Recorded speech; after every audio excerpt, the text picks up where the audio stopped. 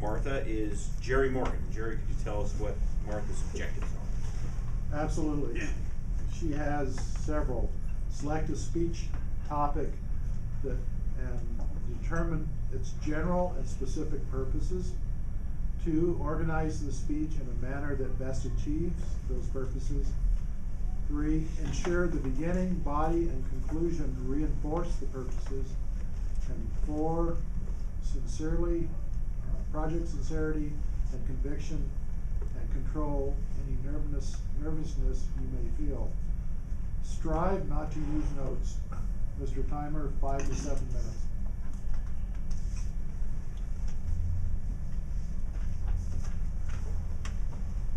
Martha's topic today for her speech, she actually derived from a previous Toastmasters speech that she heard. The title of her speech, and it was a little miscommunication here, is Magic Plus Healing? Path. Magic Path Healing, sorry. Magic Path Healing. Magic Path Healing, Martha Goodrich. Martha Goodrich, Magic Path Healing.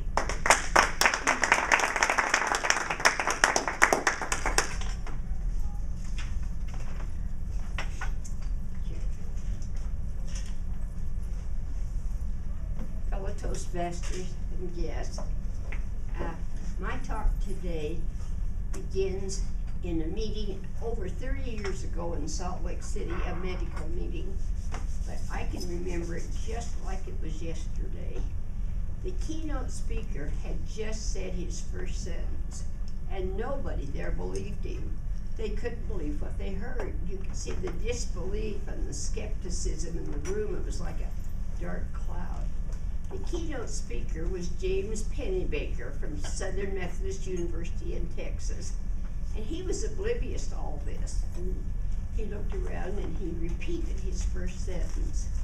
If you will have your clients or patients write in a journal half an hour a day, they will get well twice as fast. Write in a journal. Who has time to write in a journal? Journals are for history. What would we do without the journals of Lewis and Clark? Dr. Pennybaker went on. The clients for his test today were people who have bereaved spouses. Their mates had died within the last year.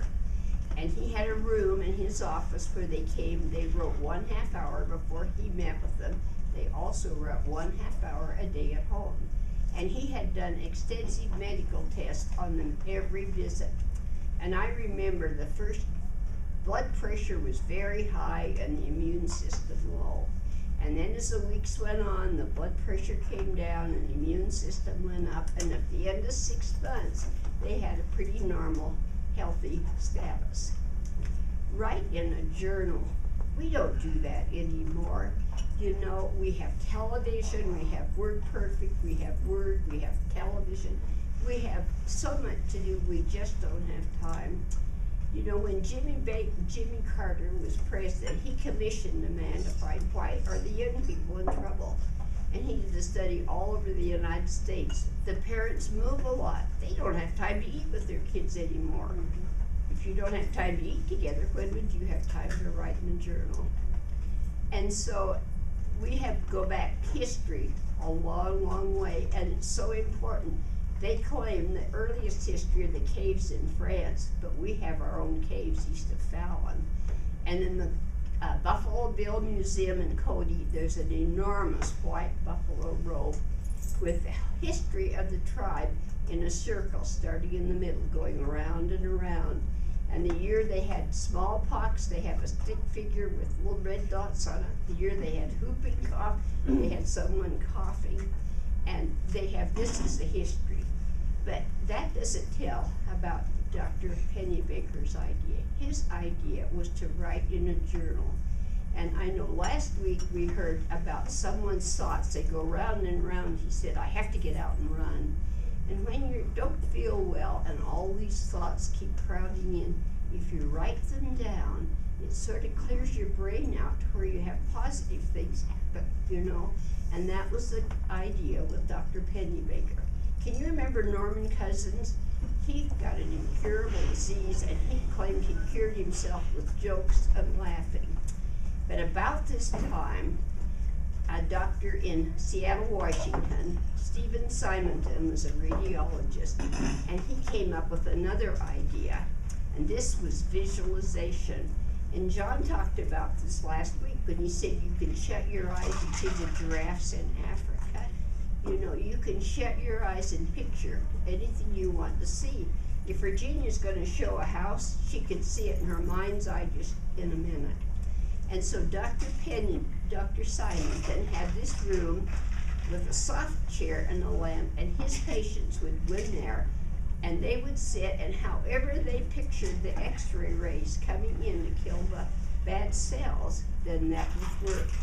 And so that was a big thing, and journals and pictures and all these things just took off. Everybody got interested in these things. And so a lot of ways of visualizing have taken place. I had a friend who was on a drug called Rituxan. Does that sound like tuxedos? She pictured little men in tuxedos twice a day going and killing all those bad cells. And I had a friend, his kidneys shut down on him. They said, you've got to stir those kidneys up to fight. So he pictured little men in red coats from the Boston Massacre to go in and stir them up, get up there and fight, you know.